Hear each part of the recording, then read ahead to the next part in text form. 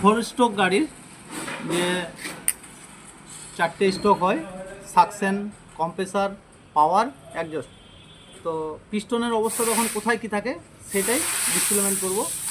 তো পিস্টনের দুটো সাইড থাকে, এই যে এই অবস্থায় যখন থাকে এটাকে বলা হয় টপ ডেথ সেন্টার, আর পিস্টন যখন নিচে চলে আসে এটাকে বলা হয় বথম ডেথ সেন্টার। তো এই দুটো সাইড হয়ে গেল। তো এখন পিস্টন এই উপরে আছে, তো চারটি স্ট্রোকের কাজ হয় যেভাবে, এই পিস্টন যখন টপ ডেড সেন্টার থেকে বটম ডেড সেন্টারে চলে এলো তখন হয়ে গেল সাকশন স্ট্রোক।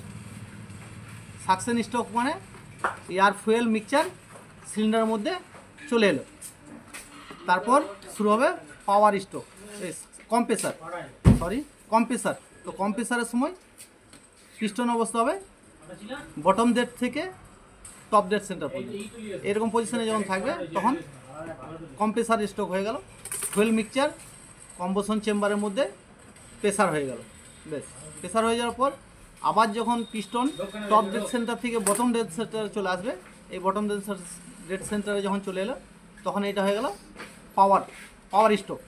এই পাওয়ার স্ট্রোক আসার পরেই যখনই আবার পিস্টন বটম ডেড সেন্টার থেকে টপ ডেড সেন্টারে উঠলো তখন হয়ে গেল অ্যাডজাস্ট হয়ে গেল। তখন ফুয়েল মিক্সচার পুড়ে সাইলেন্সার দিয়ে বেরিয়ে গেল।